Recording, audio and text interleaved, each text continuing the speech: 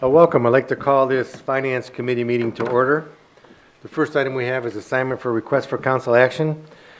We have several for finance. We have 2640 budget amendments, 2641 ratify collective bargaining agreements, patrol, communications, and sergeants, 2642 2026 membership renewal for Main Street, Medina, 2643 RFP for lease of 406 South Broadway Street, 2644 C1 District Zoning Text Amendment, 2645 public bid for city-owned property at 410 East Smith Road, 2646 VIP cloud migration and hosting fee software solutions for the IT department, 2647 amend section 3102 seasonal employees pay scale adjustment, 2648 amend ordinance 7324 municipal pool rates, 2649 new MCRC part-time pay scale group and activity leader position deletion, 2650 job number 1123 easement to Columbia Gas, 2651 easements for South Huntington Bridge Street Bridge, 2652 agreement with Medina County Park District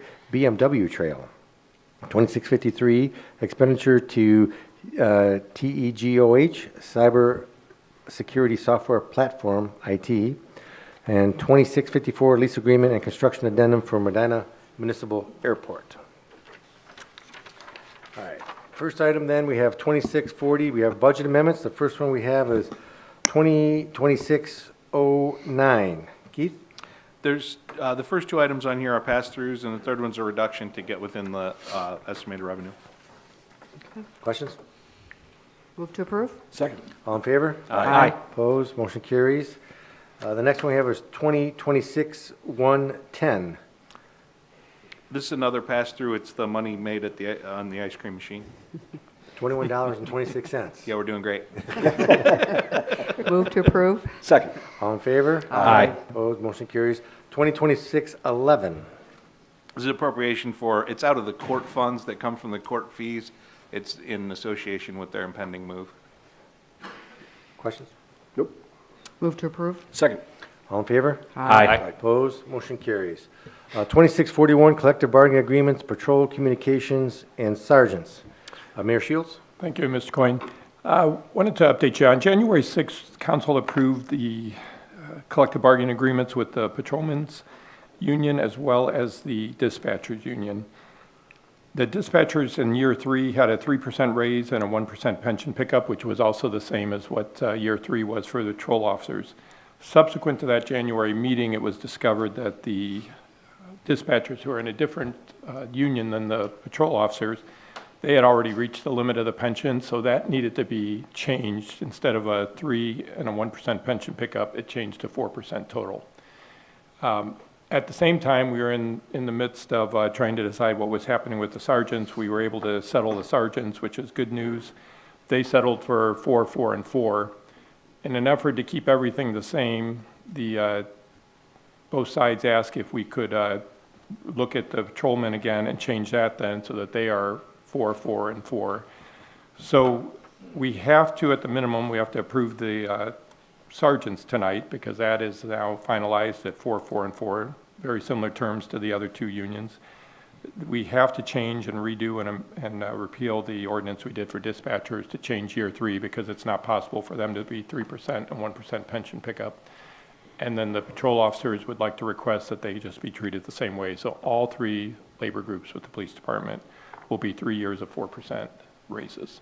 So we need to repeal the 2 that we passed on January 6th for patrol and dispatch. And then for the first time, we need to approve the sergeant's agreement. And we're asking for the emergency clause just to keep things moving in finance because we are pretty far along with these other 2 and they'd like to do it all at once here. Okay, I guess we'll take each one individually. The first one, since I guess it was at last that we knew about it, it was at fact finding, was the sergeants.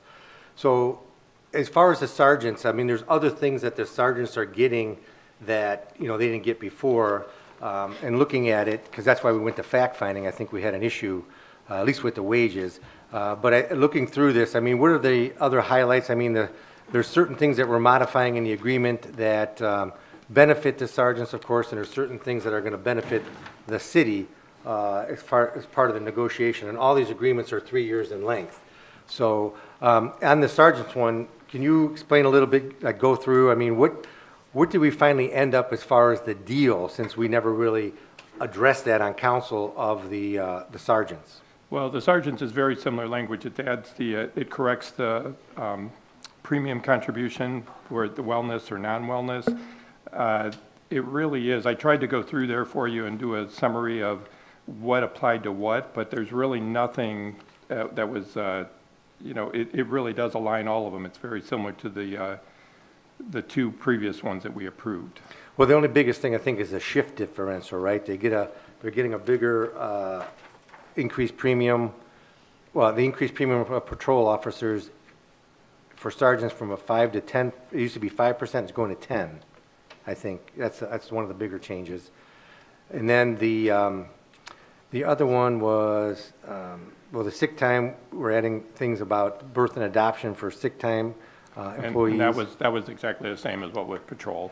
Right? And I think the biggest thing, the reason we went to fact-finding was because they did not want to follow the patrol with respect to the patrols voting and agreeing on 443 with 1% pension pickup.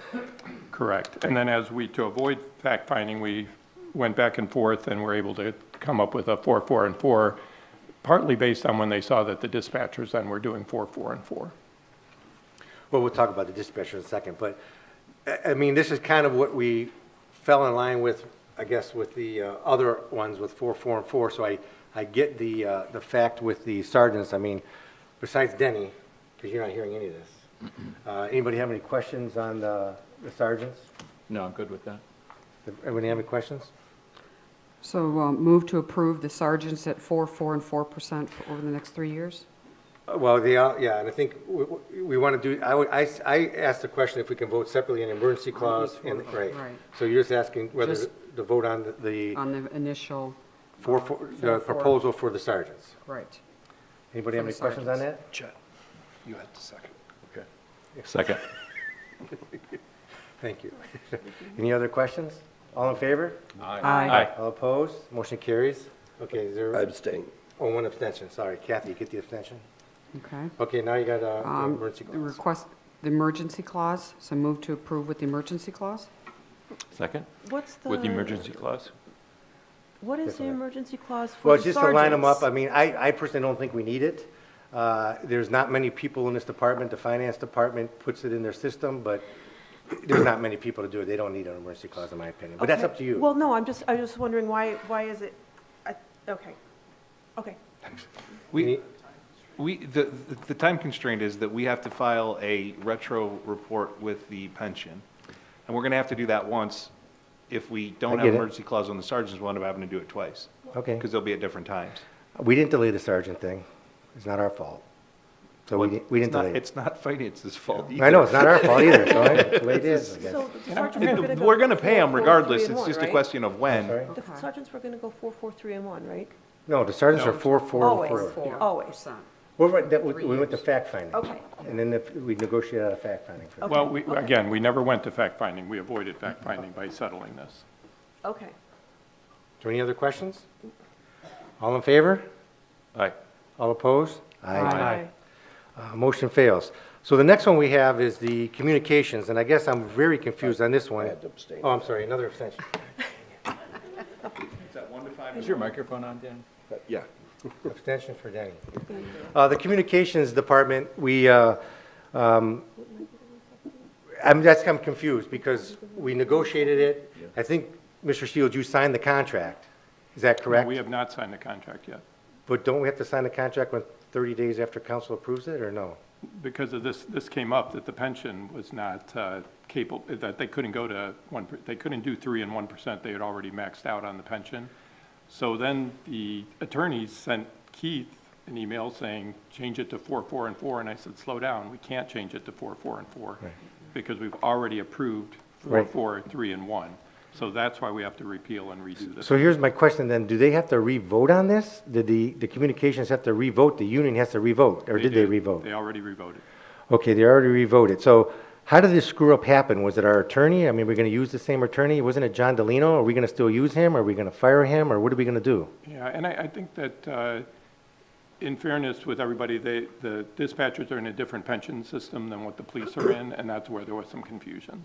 So, But we- and it was but both it- attorneys, it was attorneys on both sides. that- Well, I know, I guess maybe they should fire their attorney too, I guess, because, I mean, we went through this was kind of a long process, and we went through the whole process, and now we find out that they can't do something and negotiate it, which seems, to me, as a lawyer, it's malpractice, right? I mean, you're a lawyer, Jim, it's the same kind of thing. If you don't get these things, I mean, it's all on you as the lawyer. You're supposed to know this kind of stuff. And I guess my question is, how did they miss that? I wasn't at the table. I walked into this. I'm the one who Yeah. found it and corrected it Yeah. and brought it back because nobody even thought about it. They literally sent an email saying, I change guess it to for- 4-4 and For 4. me, it's a detail that, and it's not against, it's nothing against you, Jim. And I'm It's going a to tell you, detail that this needs is to what be I do paid for a living attention for to. 26 years. I know collective bargaining inside and out. We will be handling this in a very different manner in 3 years when Yeah, we go back to 'cause the table. That's just, I mean, being a member of the teachers union, you vote on it, oh, well, too bad, so sad, it is what it is. I mean, we don't get to go back and just, oh, hey, we want to have it the same as the bus driver, or whatever. I'm just a little confused that we would just go back and, Well, I guess, Mr. Huber, how does that work if they vote on it and there is I guess, is this called a legal impossibility since they can't take another % of pension pickup? I mean, what happens with that? It started with the attorney representing the dispatchers. We don't actually have direct access to their pension unless we get permission, and so it was represented that they could get this extra 1%. They found that they couldn't and communicated that to Attorney Delino, who assumed what their attorney was telling him was accurate. It wasn't, and you're right, it's an impossibility. We basically passed a contract that approves a pay methodology that's not possible. So I guess going further on that, what if we did nothing? What would happen?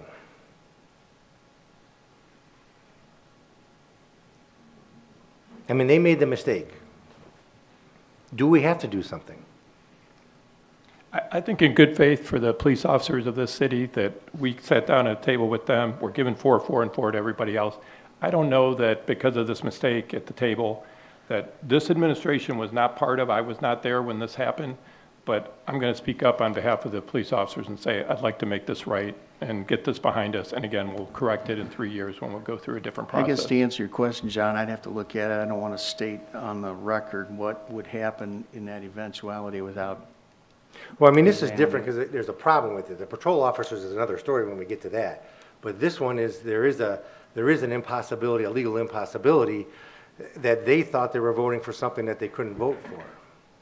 And, I guess we're just trying to figure out, we want to make it right too. We can't have a contract that is impossible to perform because there's a legal impossibility in the contract. I get so that. when the contract then Well, be null and there's void also if it's- language in these collective bargaining agreements that says that if there is the problem with pension pickup, we go back to the percentage.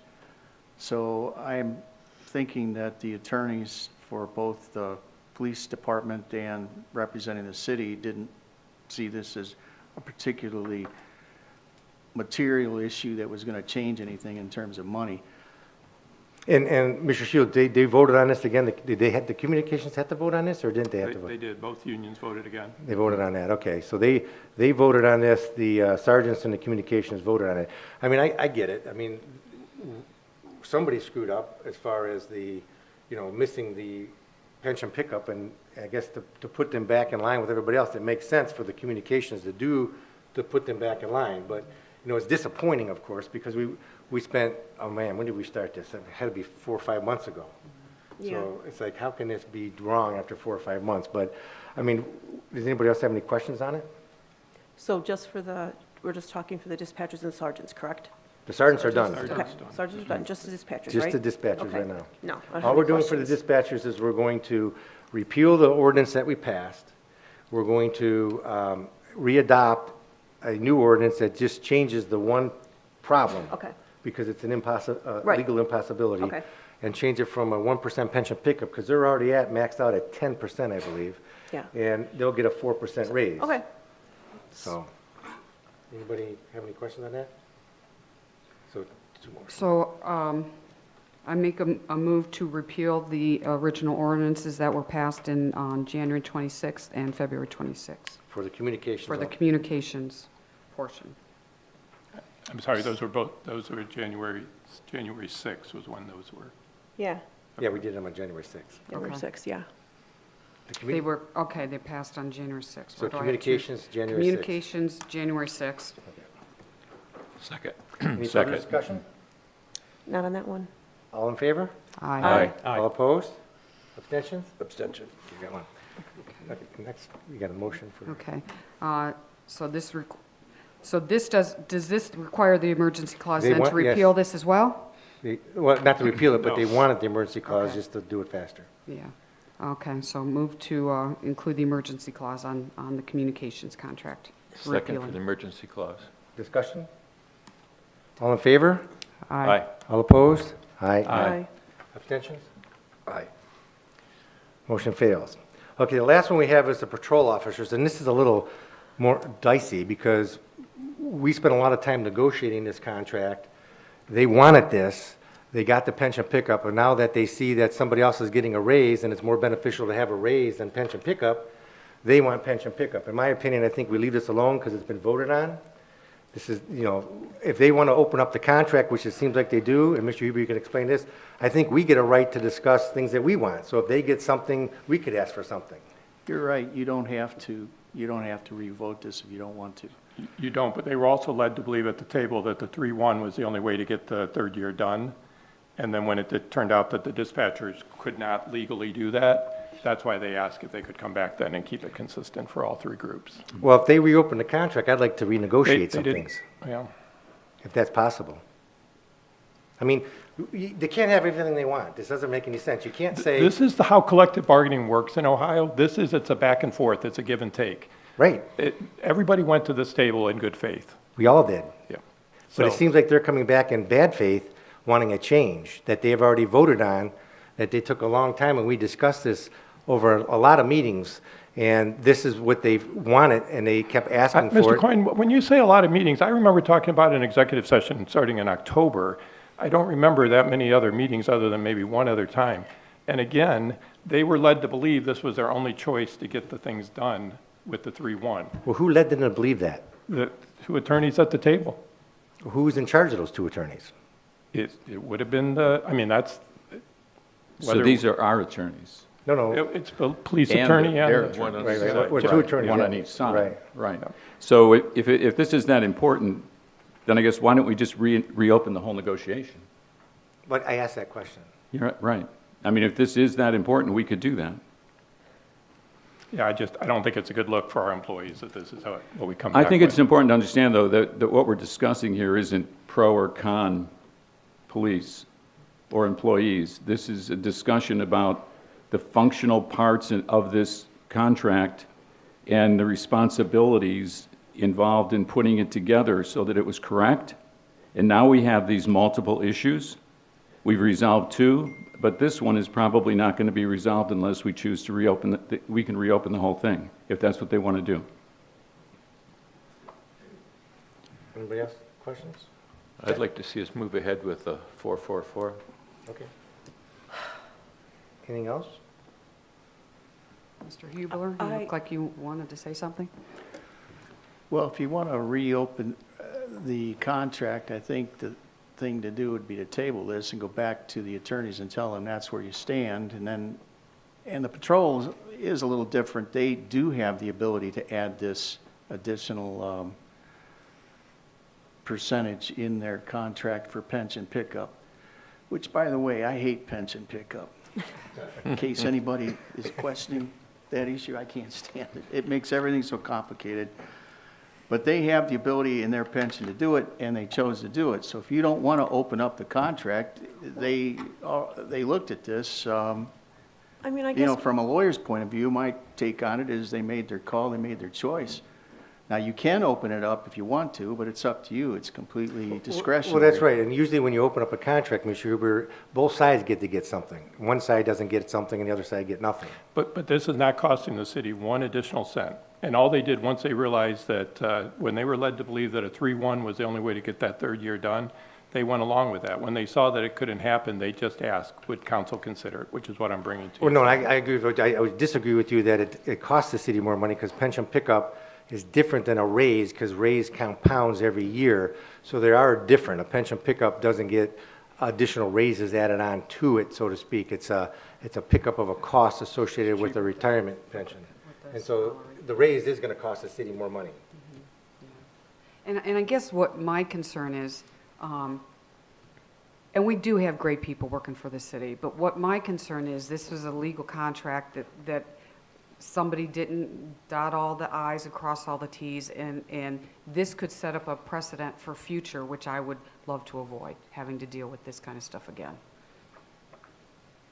And again, the crossing the Ts, dotting the Is, it was with just the dispatch. It was no other agreement.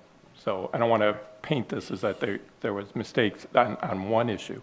It was a 1% pension pickup with the dispatch. Any other questions or comments on that? I mean, do you guys want to try to reopen the contract, vote on it? What do you want to do? I mean, Chet already said what he wanted to do. Yeah, I want to keep it moving forward. I think we just don't. I'm very torn about that. I guess I'm not opposed to opening it up and reviewing it again. I mean, then you could go back to fact finding. I mean, we've already voted on it, it's done. I think I'd leave it You did alone. already vote on it, so it's going to go forward, and if you vote no, it's going to go forward as 3-1 for the patrol. I'm a no. Can we find out how much the difference is going to be When you say the difference, what are you talking about? versus pension pickup versus the 1%? Well, a 1%, I think and correct me if I'm wrong, I think the payroll for the police is around 4 million, is that right? Am I close? Ballpark, sure. So it's $40,000. But Versus- it's not, because you're getting the 1% either way. Now, you're right, there's a compounding issue in Years. 2029. Future years, right. So it'd be the compounding on the $40,000. Right. I mean, we're talking about a number that's so small, we've spent more money in our salaries here talking about it than it is, Right. is what it Okay. comes down to. All right, well, what do you want to do? You're making the motion. So your motion would either be moved to repeal and replace it with a 4, 4, and 4. That would be your motion, or do nothing and say, we want to reopen it to discuss it and see, renegotiate certain terms of it. And those are your two options. So I'm going to make the motion to reopen, do nothing. Yeah. You know, You guess- can't unilaterally decide to do that. They're going to tell you, you already approved it. They'll just stick with it. That's Okay, the so option Make the here. motion to repeal it and then, Repeal and, and 4, 4, and 4. okay, motion to repeal and move it to 4, 4, and 4. Second? Any further discussion? All in favor? Aye? All opposed? Aye. Abstentions? Aye. Motion fails. Okay, so that's, we don't have to do the emergency clause because it failed. Okay, so let's move on then. So 2642, 2026 membership renewal for Main Street Medina. And I think we have a lot of guests here today that might want to give an update on Main Street Medina, especially since the Ice Festival just finished. And you had snow. Hope you enjoyed the weather this weekend. It was excellent for the Ice Festival. I have a 10-minute presentation prepared. If you feel that you'd rather me do it at the council meeting or at another time, I'm certainly willing to do that. We are asking for another $40,000 in 2026, the same amount that you gave us in 2025. With it, we did a lot of things, and that's kind of why I have a presentation. You also have materials on your desks there that you could review. Instead, it's totally up to you if you want me to move forward. Sure, and I guess you have a lot of board members here if you want to introduce them too. I would like to, yes. Yeah, go ahead. So this is the current 2026 board. We have a couple members from the 2025 board here. We can start with Brad Root, president. We have Don Merrill sitting over there, who is our new treasurer. We have Amy Busby, former board member, and you were the secretary, right? Treasurer, secretary. And now she's ex officio. We have Brian Finley here, who's our new board member. Sam Custer here is a current board member. And then we have a couple of staff people. As you know, Manfred and Angela are here as well. Okay, great. So it's up to you if you Yeah, want go me ahead, to go move ahead. forward. Okay, We're great. ready. All right. As you know, our mission and vision is has been the same for quite a while. Main Street Medina is proud of the continued support we receive in the partnership with the City of Medina, which I have to note is not common among other communities and programs working together. So we have a great relationship with the city, and we'd love our relationship, and it's rare, I can tell you that much. Our mission is to lead the effort to promote historic preservation, economic sustainability, and the development of historic and Southtown districts as the heart of the community. Our ultimate vision is to be Ohio's premier small-town destination. Our strategic goals are through 2027, and they're to raise awareness of our mission, expand destination marketing to attract new visitors, diversify our funding sources and be efficient in our spending, support community activities, and to target Southtown District for development. That is our current board. Main Street Medina is a nonprofit community development organization who depends on grassroots funding, engagement, and volunteer support from the community. Thank you to our 2026 Board of Directors for their hard work, some of which are here. Our committees are structured to align with the proven 4-points approach maintained by our parent organizations, Heritage Ohio and the National Main Street Program. These 4 committees include promotions, organization, design, and economic vitality. Each committee meets monthly. Because of our successes in 2025, Heritage Ohio and Main Street America have awarded Main Street Medina with accreditation for 2025. Main Street Medina could not function properly without support of staff for projects, events, and marketing. Thank you to Manfred, Angela, and Sadie O'Neill, our new marketing director. One of our goals is to diversify our funding sources. So in 2025, we raised over $200,000 in grants, nearly $200,000 in event sponsorships and vendors, and more than $200,000 in fundraising activities and memberships. The same organization evenness applies to our expenses. Over $300,000 was spent on our projects, events, and promotions, and about $250,000 was spent on administering those activities, with $50,000 remaining in net profit earmarked for projects in 2026. For the MSM board and staff, success is measured by fulfilling our mission and getting good results. In 2025, Main Street Medina attracted over 70,000 visitors, averaging 60% from out of town. If each visitor spent an average of $20 per visit, that amounts to nearly $1.5 million in local economic impact, or a 36-to-1 return on the city's investment of $40,000 in 2025. For every dollar that the city of Medina has invested with us, Main Street Medina has generated about $8 in funding support. That's over $500,000, which $200,000 of it in 2024 and 5 was from state grants. Top that off with the value of our volunteers that work at events and serve on committees. That adds $120,000 in donated time. Main Street Medina is known for our free, public, family-friendly events and our popular fundraisers. Did I miss one? Oh, sorry, I went ahead too far. The special events are managed by Angela Mancier, who continues to grow the activities, our visitor counts, our sponsorship support, vendor numbers, and our strong volunteer base. And our fundraising is managed through the organization committee with help from our coordinator, Gene Hurt.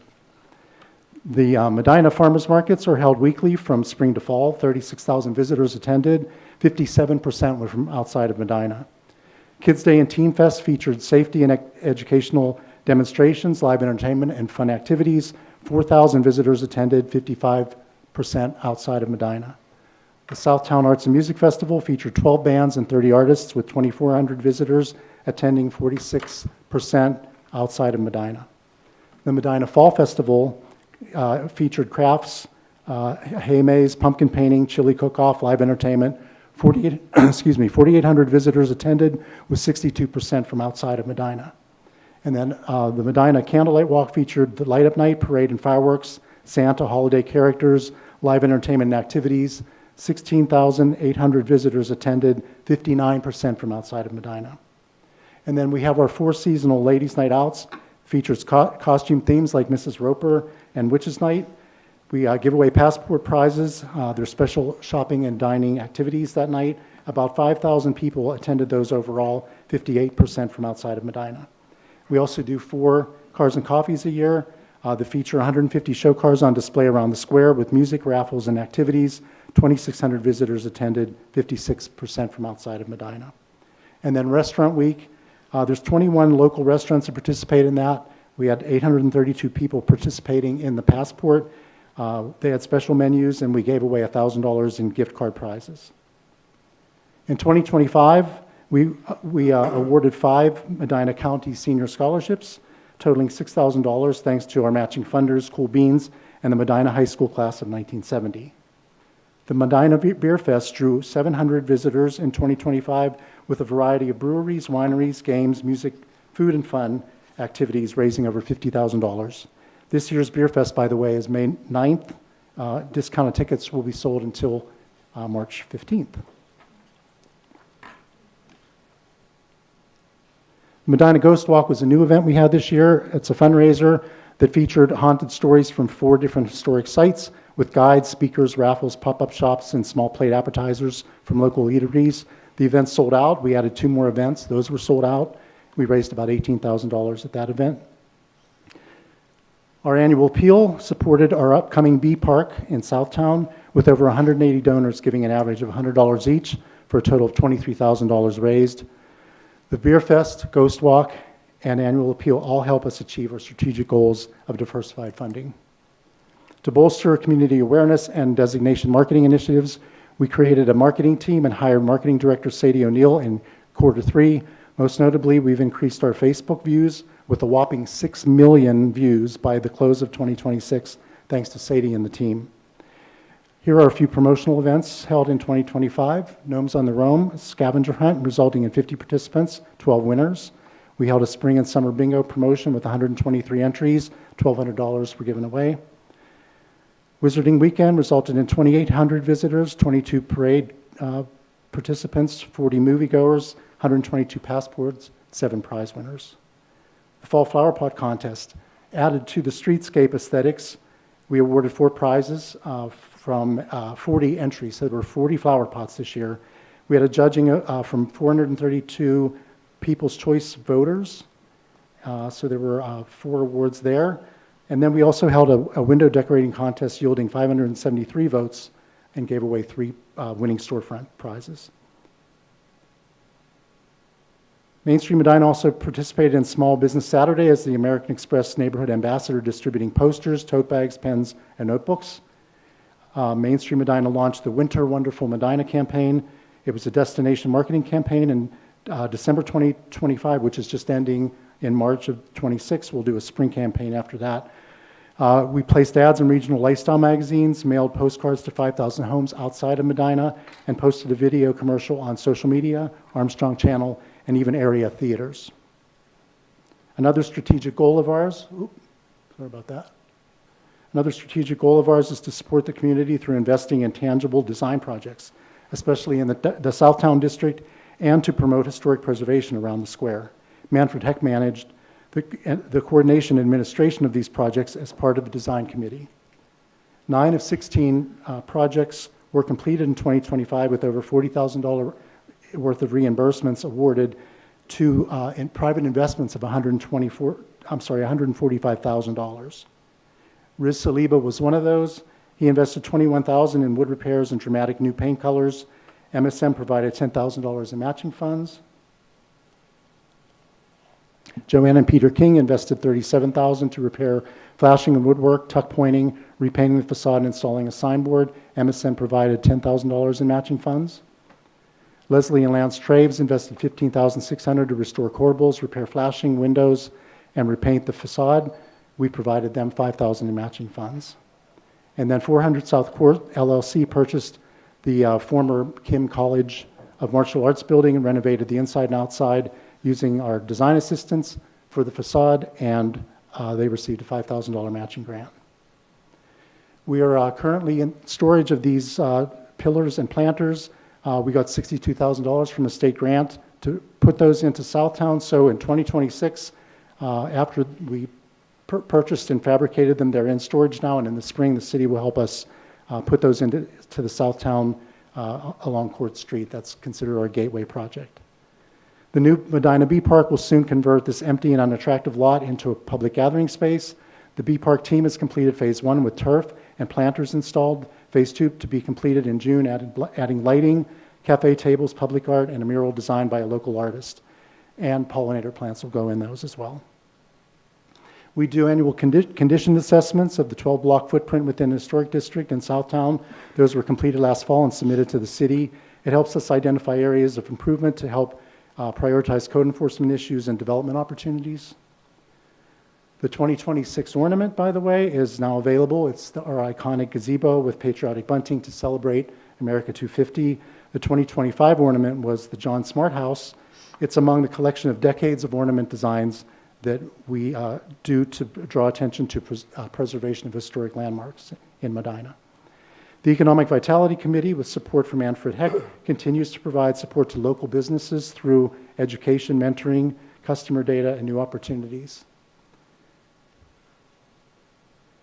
The Economic Vitality Committee held 4 seasonal business workshops on AI, staffing, digital marketing, and branding. That'll continue in 2026. MSM attends the 18 ribbon cuttings and business anniversaries in partnership with the city and the Greater Chamber in 2025. Then we follow up with them on mentoring and business support. In 2025, Main Street Medina provided over 40 business members with customer report profiles, including Placer data that provides detailed customer locations, demographics, income, and more. Placer also provides us with visitor counts on any given day or season during special events, times of day, zip codes, and parking data. When new opportunities arise, Main Street Medina provides research and best practices to support public transit alternatives like a trolley system or a private limo service, and how to successfully operate a DORA, which is, as you know, designated outdoor recreation area. In 2026, Main Street will start using Booms Tracker. It's a program that does property data collection, and it tracks vacancies and underused commercial properties. So we'll start using that in 2026.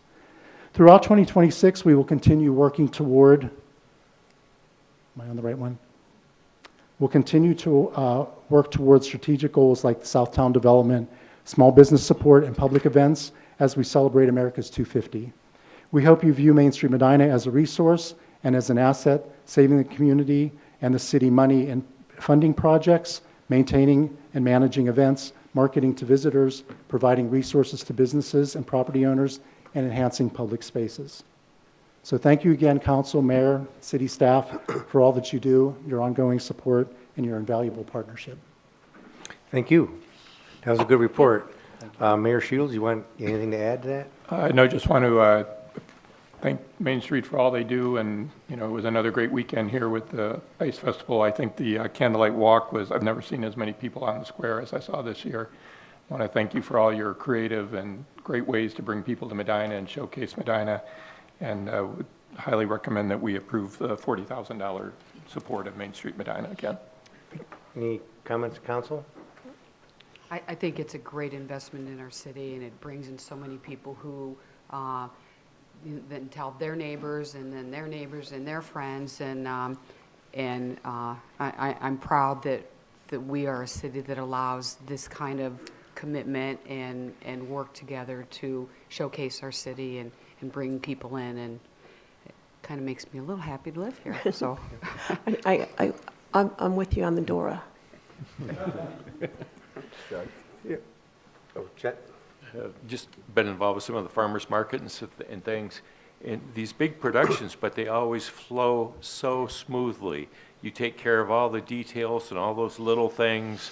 You really do make Medina proud. Well done. Yes, ever since, we've been involved with Main Street, and Main Street has been working on the events on the square. We have good problems now, right? We used to have a problem where we didn't have full vacancy on the square. We didn't have full utilization of our square for events. Now we have problems of pedestrian traffic. So now we have different issues that we have to solve, which I think we're happy to address. Traffic issues, people issues. We want to cut down on the accidents because there's so many more pedestrians walking around the square. These are problems that I think most communities would love to have.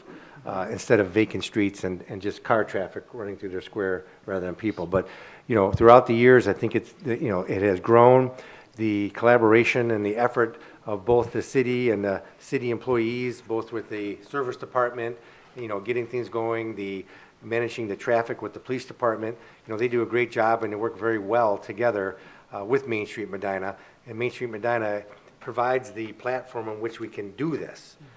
It's very difficult to do it on your own, and you need a group of people that are being a champion for your square. And we're lucky enough to have a square that you can focus on and highlight. That's why we've been named so many times as the top 25 places to celebrate Christmas.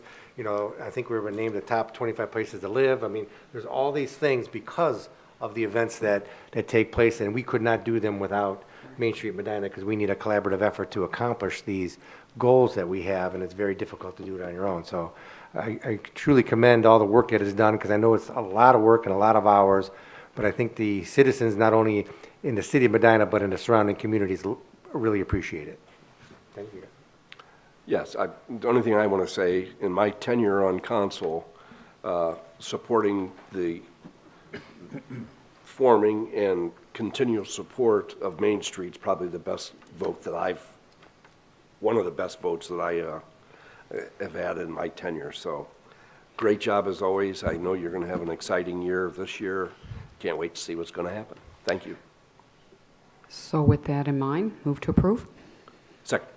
Any other comments before we go? No. Okay, all in favor? Aye. Aye. All opposed? Motion carries. Thank you. Thank you. Next item we have is 2643, an RFP for lease of 406 South Broadway Street. Mr. Dutton? Thank you, Mr. President. So the building at 406 South Broadway Street is the yellow building on the east side of the road, just south of the railroad tracks owned by the city.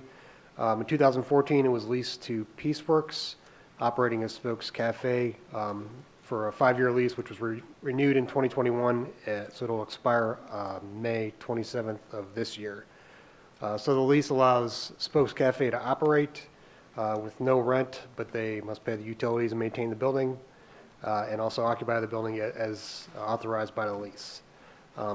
Spokes has had a lot of success at their location in Austin Badger Park, that's on River 6 Road. However, the South Broadway Street location has not been as successful. Therefore, this is a request to issue a request for proposals to lease the building. You have that in your packet. One of the things I'd like to highlight is we're requiring that there's some community benefit to the proposal, be something like Spokes Cafe, maybe it's something with recreation or some other thing we haven't thought of, but it would not to be leased it out to just any kind of business. It would be something where we'd see a benefit and an improvement to Southtown. Thank you. Thank you. Any questions on that? Now, this proposal, I'm just looking at it quickly. It's an initial term of no more than five years. And I think that, is there, the maintenance of the building, is there been discussed, or is that the tenant's going to propose how that would be handled? Because I guess the question is also, if it's not a nonprofit, it might turn into a taxable property. If a for-profit entity goes there, then there's going to be tax consequences, real estate tax consequences, and I'm not sure, do we need to address that now, or just figure out who bids on it, then address it in the lease? Yeah, I mean, I think this is just to get it out there and get proposals. So there might be for-profit and nonprofit. We've had interest from both. So if there is a lease payment, we'll have to take the taxes into consideration, as well as maintenance, utilities, things of that nature. So I think we're okay at this time, but once we get them in, that's certainly something to take into account. Sure. Understood. Questions? Move to approve? Second. All in favor? Aye. Opposed? Motion carries. 2644 C1 District Zoning Text Amendment. Mr. Dutton. Thank you, Mr. President. We had a request to rezone properties on West Liberty by Kaylee Keller from C1 to C3 to facilitate a development project. That was not approved by council, though council directed staff to go another route to amend the C1 zoning district to allow the uses that were proposed. So what this amendment does is this adds 3 uses as conditionally permitted uses in the C1 zoning district. That's a conference center, bank facility, meeting hall less than or equal to 5,000 square feet, restaurant with drive-in or drive-through, and the third would be retail business less than or equal to 20,000 square feet in size. So these 3 uses would allow the development on West Liberty Street. However, it would also be a conditionally permitted use in the other C1 zone properties, which there are 23. I'll note the conditionally permitted use requires review and approval from the planning commission, so it's not an automatic approval. So if it were to go in any other area, the commission would have review of that. Regarding the amendment, it was reviewed by the planning commission. They recommended approval at their last meeting, 5-0, and this will require a public hearing. Thank you. So once we address the issue tonight, then you'll move to a public hearing? Would that be the next step, or do you go to council first and then do the, I guess we do the public hearing before council, and then we can start the process of getting it approved, is that correct? Yeah, I think we can hold the first reading, and then the second reading is however the advertisements work out. I know we Okay. need 30 days for the advertisement, yeah. Sure. Okay, any questions? Move to approve? Second. All in favor? Aye. All opposed? Motion carries. Thank you. 2645, public bid for city-owned property at 410 East Smith Road. Mr. Dutton, you're on a roll. Thank you, Mr. President. So this is a property that the city purchased in 2012. 410 East Smith is behind Sweets and Geeks. We've been using it for storage of city materials, mostly for sanitation. It also experienced a fire resulting in a loss of some buildings. We have received some residential proposals in the past, just preliminarily from Medina Metropolitan Housing and Habitat for Humanity. These have not been successful. There's a lot of restrictions to the site. The Champion Creek bisects it. There's railroad tracks, there's a substation. There's also some difficulty getting utilities up to Smith Road there. So due to the interest from a non-residential user, this is a draft bid package that was modeled after the county's bid package for their sale of 120, 124 West Washington Street. That's the professional building, which was successful and had multiple bids. So a few things, you have the bid packet there. The minimum bid is noted at $355,000. That's an appraisal that we received a few years ago. We can use that, or I've seen bid packages where it can be a percentage, like 75% of the appraised value is the minimum. That would be up to council if they wanted to change that. There are also a couple of easements we're going to need to add to it. One is to allow us access to the creek for maintenance, and I think we can kind of combine that with an existing easement in the packet for maintenance of a storm sewer. And third, which recently had some discussions with engineering, due to our project on East Smith Road, which will be substantial, we'll need a laydown area, and this would be a good spot for it, so we could have a temporary easement in place for that prior to the sale. Thank you. Questions? So, I'm sorry. Sorry. Go ahead. Go ahead. Nick, go ahead. So the cost to put this out for bid is the $3,000. Once this goes through and there is bids on it, then you will come back to council and let us know what the additional costs are for the rest of the procedures. Yeah, I just put the $3,000 in there for advertising and maybe some administrative fees we might incur, but yeah, there'll be certainly a separate ordinance when we get a bidder that's successful and acceptable to council. Thank you. Bill? Thank you. Was it 3 years ago that we did the comprehensive plan? Or was it 2 years? I think it was 4 or 5 years. Was it that long? Okay. You might remember when we agreed to the comprehensive plan and council was going to vote on it, that I recommended that council review it once a year to make sure that we understood what we had projected to do and accomplish. And I believe that the parcels that you're talking about selling were specifically addressed in the comprehensive plan, right? Am I right?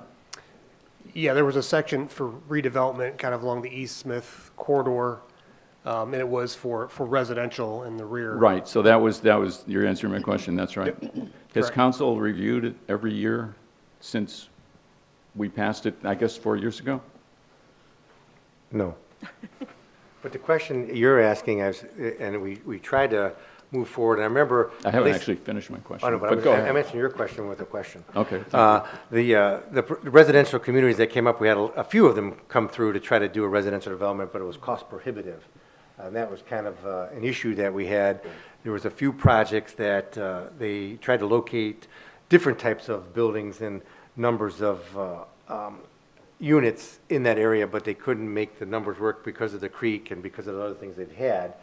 And that went over for the last 3 years, I think we've been talking about that. There's been 2 or 3 people who came forward to discuss that, and once we found that that was never gonna happen, I mean, I don't know if there's any other option unless somebody's gonna build something where nobody ever really builds anything to lose money, so I guess the question is the ability to make money in this make it a residential area has a lot of challenges, including the creek, the railroad, and the particular location, but you are correct, it was designated to try to develop residentially.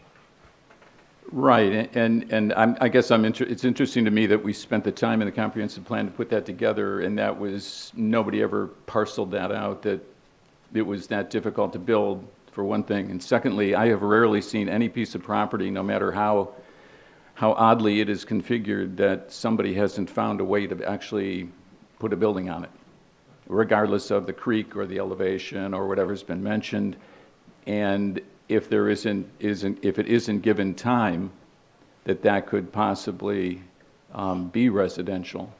Because the reason that it was designated that way, similarly to the property that's the huge parking lot where I think where the Restore is, and other large areas of town, was because it was determined that what we needed in town was was to bring multiple housing in closer to the square, to build condos and apartments, because we don't have enough in town for people to move in. The larger issue was older people move out of their house and they want someplace to rent or to buy as a condo or an apartment, but there aren't very many here that are the quality that you'd want to move into, or they're not up to standards that most people have, that we have today. So that piece of property, I think, was looked at.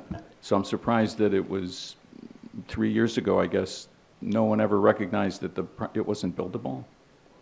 I think there was, again, correct me if I'm wrong, but I thought there was 2 interested individuals, companies that thought about constructing exactly what you're describing. Right. And as John said, they come back and said, after. Well, I think after COVID, we're running into the problem too. If you recall, we had the Liberty project next to Solly's and the federal court that was going to move forward, which is additional 23 apartment units and some residential. And that's not going forward anymore just because it's being cost prohibitive under the current construction costs and lending environment. So we're running into a problem where it's almost becoming impossible to try to build housing. I'm not even talking about affordable housing, I'm just talking about housing period, because the rents will be so high to allow people to move into them, and it's very disappointing because that would be a great project, between Solly's and the federal court building, but that's been stalled also. So I agree with you. We would love to see it, but if we can't get it, we still got to move forward with some type of activity in the city to keep things moving. And if we can help a local business, in my mind, that makes a lot of sense to me. It may not to you, but it makes sense to me. No, I guess what I'm thinking is there's so little property in the confines of this community. There is so little property left to build on that if I were king, I think I would say, well, you know what? I will wait and see what we can do with that property because there isn't much here. Right. And I think. Buildable property, there isn't much here. You probably know exactly how much there is here, right? And I agree with what you're saying about the redevelopment, the infill, and the comprehensive plans was looking at it in that respect, and I think that was a good thing, but the comprehensive plan takes a high look at everything. It doesn't dig down into the specifics of every property, so I don't think it was really known at that time how much of a challenge it would be to develop it residentially. And then when someone proposed it and they did more digging, got engineers involved, it's just not enough land, and there's just too many challenges to develop it residentially, unfortunately. But that doesn't address that you could just leave that property sit there for the time being. Because it looks like, from what I've seen, if it's been that many years since we did the comprehensive plan, that we spent a lot of money on. There was a lot of people involved, not just city people and city administrators and volunteers, people from the county, people from the township, and no one has looked at it in 4 years. Well, one thing I do recall, Bill, was that as a council person in that area, I got comments from some people that live there, and they were not favorable of residential there for several reasons, one of which I wasn't a fan of, but the one that did stand out to me was because the location and the potential traffic issues that could result as something being built there when it's already a very congested area. Yeah. And then, and point blank, there were people that just didn't want residential there. on Or they didn't private. want the kind of residential? Not I mean, I think disputing that's what that. it was, That because the kind of, part I think it was that was lower part of it income, too, lower yes. income residential, which we know we need, because Right. housing is so expensive. Yeah. So that would make it even more desirable as a community, a city to Right, but have the- that, But the provide other, that. the traffic issue was something We have that people traffic were issues, concerned about too. you know, which council is, you Right, know, right, somebody's right. finally I'm going to just saying, address. those were two issues that were brought up to me more than once with the people that live there. Okay, Well, I'm thanks. just, how long are we going to want to let this just hang around? And, I mean, if somebody's interested, I mean, I don't know, if we're putting it out for bid, wouldn't the people who are interested be able to come in and say, hey, I want to put this residential there? I mean, is that still a thing, right? Could be. Sure, sure. That could be one of the So- options of somebody who bids on Yeah. it. Oh, wait, I think Ms. Marshall wants to say something. Kimberly? Thank you, Mr. President. So if I remember correctly, Andrew, isn't this zoned industrial, this property? Yes, it's zone industrial. So in the scenario that you're presenting, because it's going out for public bids, like somebody could come forth, to Councilman Bill Lamb's point, and maybe want to do a residential, but then we would have to rezone it. Is that correct? Yeah, if it was purchased for residential, they'd have to make a separate application for rezoning, yes. So then council would be okay with rezoning it? Is that what I'm getting out of this for housing? Too far ahead. Yeah. Well, But it's something that you should probably think about a little bit, because what if, because we don't know what's gonna come out once it goes out to public bid, like, That's something we'd probably have to Yeah. address if, if that situation that you're mentioning would come up, sure.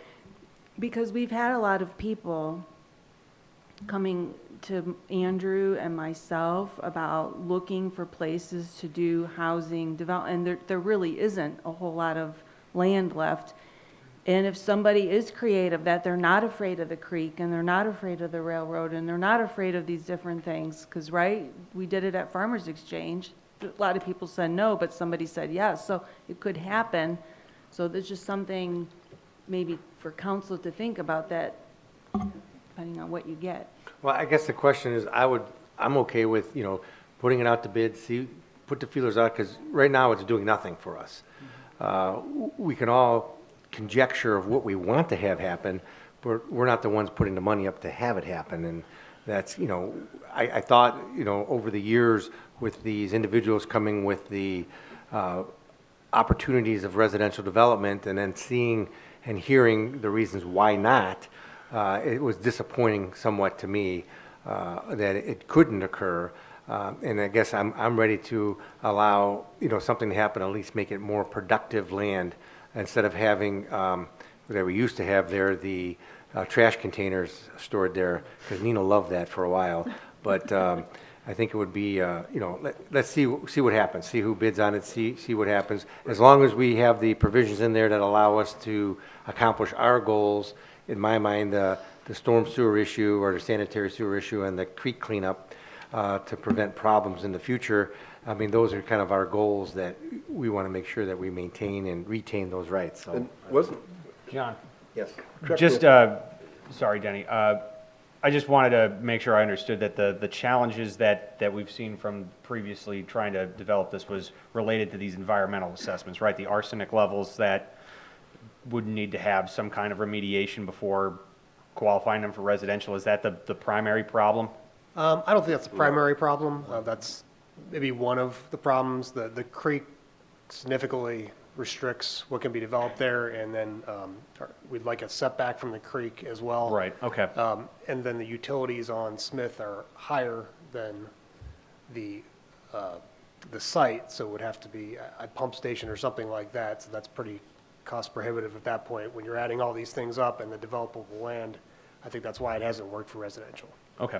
And I think it was, correct me if I'm wrong, you'd remember, I think Metro Housing was actually one of the organizations that was looking. Early on, yeah. Yeah, Early on, they actually came with a proposal where they had paired up with Habitat for Humanity and Medina Metropolitan Housing. It actually had a really nice plan of very did, yeah. decent, But, attractive buildings. If you look at what they've done Cost down at prohibitive. South Court Villas, it was going to be similar to that. Right. And then Habitat always builds a very good quality Right. home, too. Right. Okay. So, So Bill, any other comments? Well, my only other comment is that your reference to this is that it was conjecture that it would be housing. But it was conjecture in a plan that the city spent, not sure how much, but it was tens of thousands of dollars and nearly a year of study to do the comprehensive plan. And I only said I would vote for it if, in fact, council agreed to look at it at least once a year, and apparently in 4 years, no one has looked at it. Other communities that had the same plan done have gone back to the people that did the plan because they have done so much of it, they need to update their plan because so much was completed. But it appears to me that whether it's the administration or it was council, we have done none of it. Well, I don't think that's totally accurate. I think we're following the plan and doing things, but we're not Which part of the plan? tracking them. All parts of the plan. I mean, the city's pretty big, right? We have 100 miles of roads, and we have over 26,000 people that live here, and we do things both in the comprehensive plan and a strategic plan to achieve the goals that we want to do for the city. Now, do we address everything? Probably not, but are we addressing some of those issues on an ongoing basis? Absolutely. I don't know that's true. Okay. Well, we'll have a strategic plan meeting coming up, and we can talk about that. Okay, that'll be fun. And the comprehensive plan is a flexible document. It's not a, you shall do this, you shall do that. Like, this is what seems like a good idea based on the process. Like you said, a year-long process.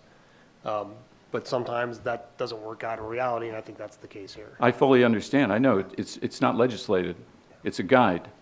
But it's a guide, I think, that from what my understanding, other communities actually have used it. And to spend that kind of money and not ever look at it,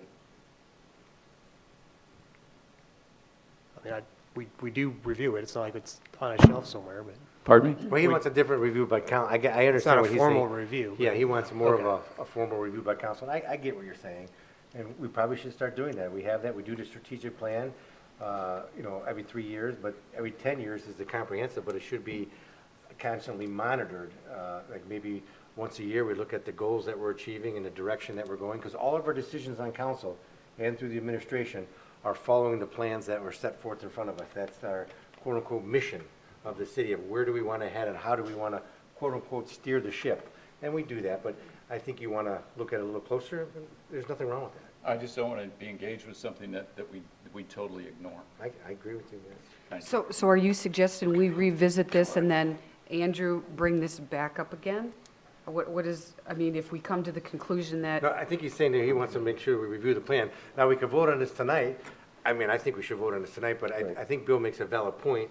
There should be a session at least once a year that council and administration get together and look at both the comprehensive plan and strategic plan and make sure that we're still moving in the correct direction. yeah, I think that's what you're saying. Is that what you're saying? Absolutely. okay. yeah, So, and I agree with you 100%.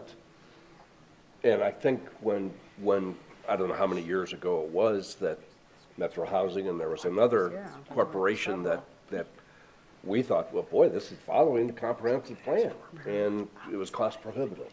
Right. So are we guilty of not reviewing it? Yes, we are. But I think this is an opportunity that we should at least see who see what bids. happens with Maybe nobody will bid except, somebody who wants residential there, or Yeah. put residential there. And we don't know unless we put it out there. So, I move to approve the bid for the city-owned property at 410 East Smith. second. Any other comments? All in favor? Aye. All opposed? Aye. Motion carries. 2646, expenditure for software solutions VIP cloud migration for the IT. Sergeant Zaremba. Thank you, Mr. President. This project is for one of the city's bread and butter servers. It's our finance server. I'd consider it our bread and butter server. It's up for renewal. We've got to update it. And as we do with all of our servers, when we get to that point, we evaluate whether in-house servers make sense compared to the cloud computing. In the past, this server wasn't necessarily eligible because of the size of the database and the cost it would cost us to have cloud computing and cloud storage. So we started to evaluate that with our current vendor as they now offer this solution too. And the move is basically that. There's an attachment in there that gives you some of the benefits of going to the cloud world. And not that we're faulty in these areas, but one of the things that we can do a little bit better on, I think, is high availability, which is really making sure that if there's an outage, there's no outage for a long time. And if we can cloud compute and use AWS, which is cloud services, we can make sure our systems are up as much as we can with little outage windows. Questions? Move to approve? Second.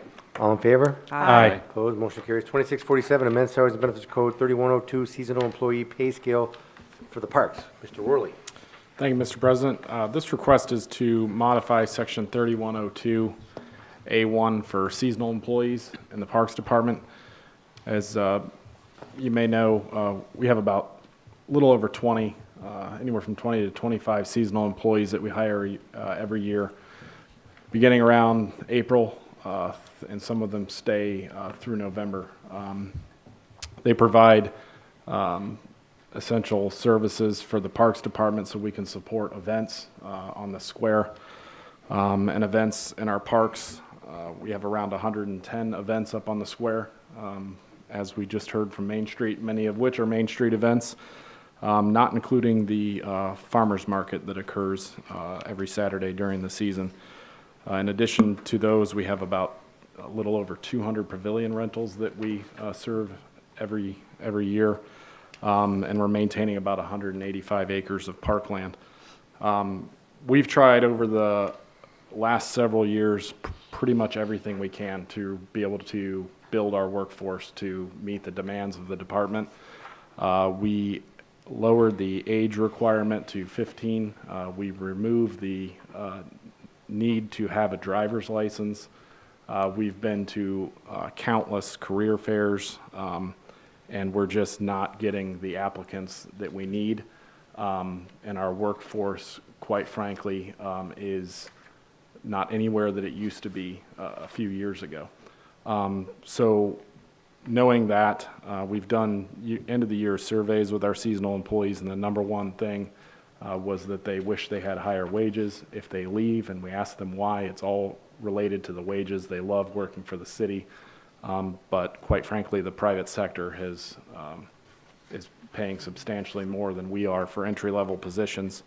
So I reached out to a number of neighboring agencies to see where their wages are. I included that in my request. What we're hoping to do is move from a 51A to a range that encompasses that entire scale. So we'll go all the way to 51F. In our proposal, we outlined what requirements would be necessary in order to have those seasonal employees placed within those steps. And we outlined that because we are assuming we're going to get questions from seasonal employees. How's come this person's making a little bit more than me and we're essentially in the same job?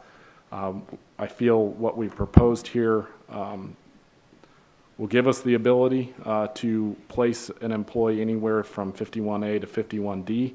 The only way they would be able to reach the top of the pay range is if they're one of the higher level employees and they've remained in good standing and they're returning to the department, which means less training, which means they know the ins and outs of our department and the vision that we have here at the city. So we're hoping this change can lead to greater recruitment and employee retention as time goes on. I'm recommending that we use our carry forward funding for this for 2026, and hoping that we can get it implemented and start advertising as we typically do most of our hiring around spring break.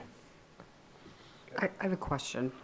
I know there are other organizations, businesses that have temporary part-time people.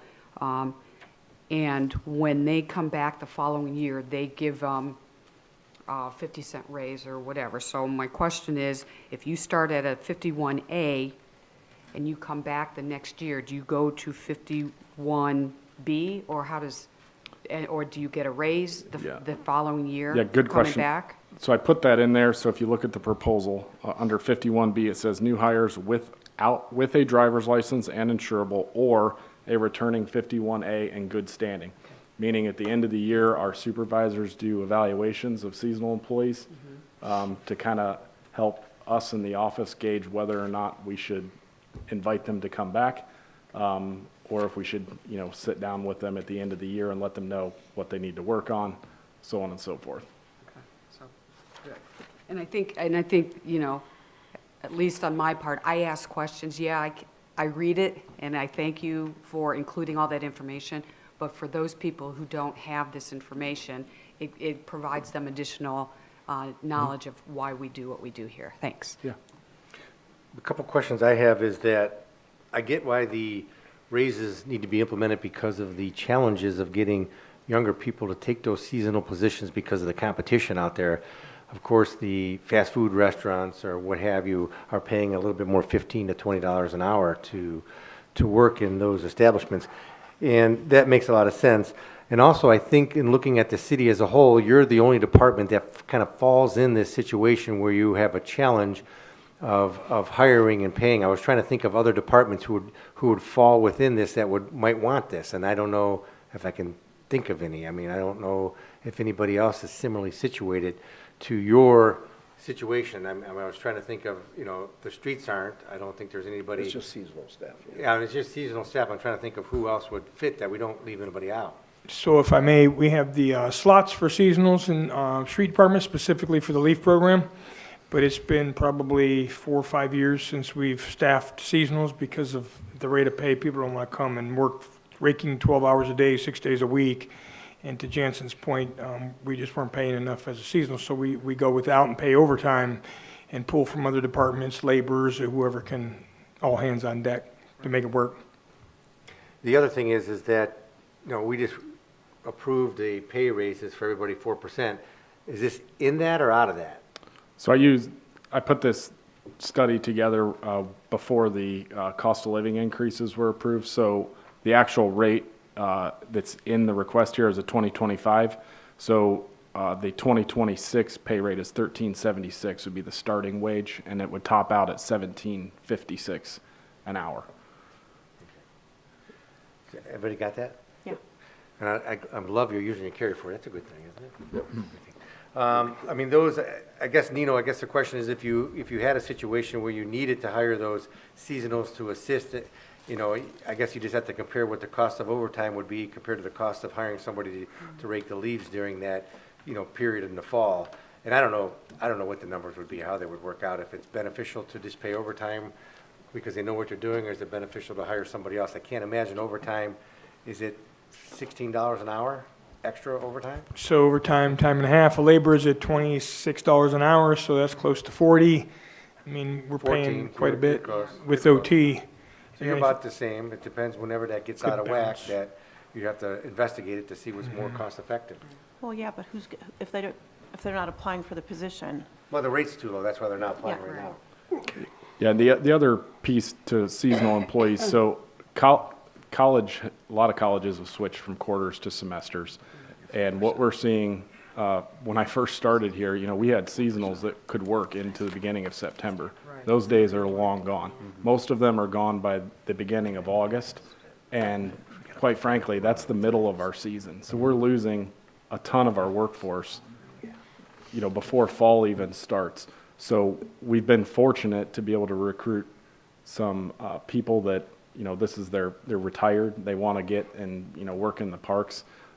But even those individuals are having a hard time justifying, under $14 an hour to do that work. So, No, it sounds like a good plan, and it sounds like it's something that we need to do to get the proper people to do the job. And it doesn't seem like it's going to be exorbitantly costly, but it's going to provide a better service, so. Yeah, so move to approve? Second. All in favor? Aye. Opposed, motion carries. Okay, 2648, because we're running out of time. Repeal and replace ordinance 7324 municipal pool rates. Jansen? Thank you, Mr. President. This request is here so that we can get this implemented before the calls and inquiries start coming for summer camps and memberships at the outdoor pool. This request is to increase the rates for the outdoor pool, specifically the daily individual rate, the individual season pass rate, and the family season pass rate. We're asking to go from $8 to $10, which will align with the cost of the rec center day pass rates, and then an increase of $25 for an individual season pass, which will be $150, and a $50 increase for a family season pass of up to 5 members. None of the other rates are being adjusted. There will be a promotional rate adjustment for the daily punch pass from $30 to $40, where you purchase 5 visits, you get 1 for free. The reason for this request, if you look at the summary that I submitted, there has yet to be a year since 2017 where we have made any money or broken even at the outdoor pool. Last year was our highest revenue ever and our highest attendance ever, and we still lost $4,900. Our lifeguards are part of the reason for that, and the outdoor pool is truly you have to balance it. We want a lot of people there, but if you have a lot of people there, you need an appropriate amount of lifeguards to protect the pool. So what we're hoping is that with the price increase, that we continue to see the same amount of people, and we can try and keep that gap between revenue and expenses as close as possible. We also do not have a residency requirement, and in part of my request, I submitted the cost for some nearby pools, and we are seeing residents from all over Northeast Ohio visit our pool because of not having that requirement. Again, it's a great problem to have, but it's truly a balance, and with the cost of chemicals and wages increasing for our lifeguards, we felt that it was an appropriate time to make the increase. Questions? I like it because it includes the caveat for a 50% fee for those in the National Lunch Program. That's very helpful for certain populations. And that was going to be my comment. I'm not opposed to raising the price to cover expenses, but we still need to have an opportunity for the youth in our city to be able to participate if they can't afford it. Thank you. Okay. Anyone? Move to approve? Second? All in favor? Aye. Opposed, motion carries. 2649, new MCRC part-time pay scale group and activity leader deletion. Jansen. Thank you, Mr. President. At the Rec Center, we're always exploring ways to get more programs and classes and attendance memberships. One of the things that came up was we've met with a lot of really good individuals that are independent contractors for private clubs that have a lot of certifications, nutritionists, certain yoga level instructors. And the biggest problem that we're having is that we can't match the rate of pay that these organizations are paying. A lot of these individuals for exercise classes, they bring a following with them, and people go to certain instructors based on how they like them. So in our opinion, it's time to look at making an additional level for our exercise instructor that would add a pay range of $31.01 an hour to $39.59 an hour, which will give us flexibility based on their qualifications to place them within that pay range. These wages are then recovered through program registration, where we charge a certain amount for these classes, and then the classes don't run if we don't have enough participants, and it gives us the ability to make sure that we recoup our money. And we're hoping that by doing this, we can attract some more people and continue to grow our classes. The other change is to delete the activity leader from Group 1. It was discovered upon reviewing this that there was no job description for that position, so there's also nobody working in that role, so it doesn't make sense to have it. Questions? Move to approve? Second. Thank you, Jansen. All in favor? Aye. Opposed, motion carries. All right, 2650 JOG, I think it says job. Number 1123 easement to Columbia Gas. Patrick? Thank you. First thing I'm going to say is I'm going to ask that we pass this subject to the law director's review, because the law director did not like this easement form at all. For our North Huntington Street project, we need Columbia Gas to relocate their gas line. North Huntington Street only has a 33-foot wide right-of-way, so they need to move it out of the right-of-way to accommodate our project. This easement will be granted to them along the frontage of Ray Mellor Park on North Huntington Street. As I mentioned, we're probably going to have to come up with a different easement form. This is the form that Columbia Gas presented to us. So we will work with them until we get a form that Greg likes. Thank you. Any questions? Greg, you up for the challenge? I'm going to send it over. You're going to put our heads together on this, John. Any Okay. other questions? Move to approve, subject to the law director review? Second. All in favor? Aye. Opposed, motion carries. 2651 easements for South Huntington Street Bridge. Patrick? Moving to South Huntington Street, we need to acquire, in order to do our bridge reconstruction project, we need to acquire easements from, I think it's 9 different property owners. We have reached agreement with 7 of those. These are the ones presented in my request. I ask that you accept these with the emergency clause so that we can get them buttoned up and get this project out to bid. Questions? Move to approve with the emergency clause Second, requested? including emergency clause. All in favor? Aye. Opposed, motion carries. 2652 agreement with Medina County Park District BMW Trail. Jansen?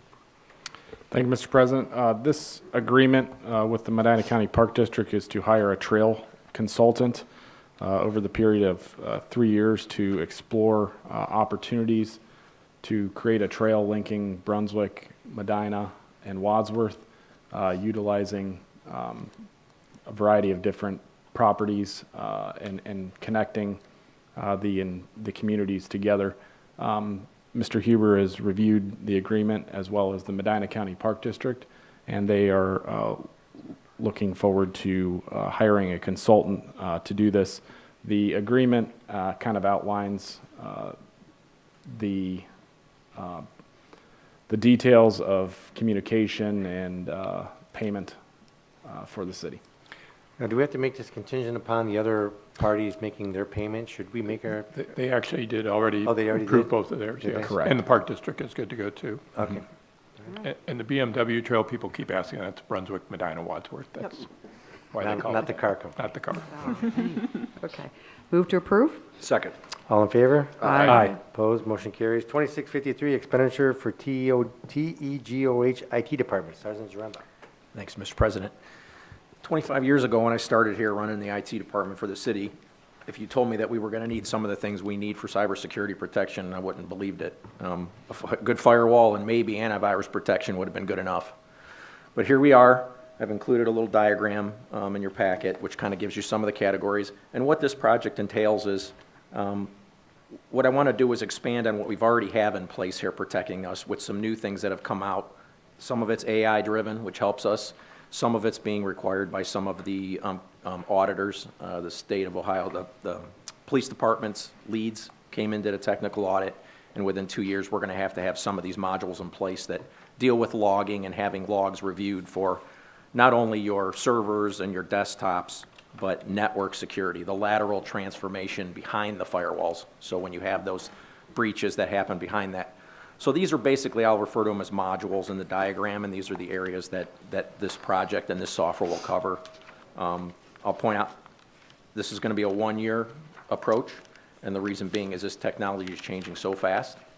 We already have some of the components in place that are on this diagram and with this company, but I'd rather not lock into a long-term deal just because I want to be able to evaluate it after 12 months and make sure it makes sense still for us and our environment. Makes sense. It does. Thank you. Move to approve? Second. All in favor? Aye. Opposed, motion carries. And the last item was being tabled, 2654. More discussion has to be had with the operator of the airport on that one, so this was going to be tabled to the next meeting. Anything else to come before finance? We have one, Mrs. Marshall. Thank you, Mr. President. So we had a call today with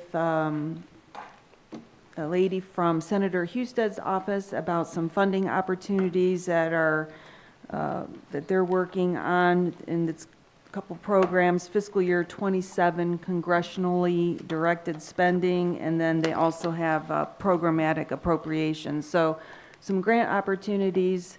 The applications is a very short turnaround time. They're due March 9th.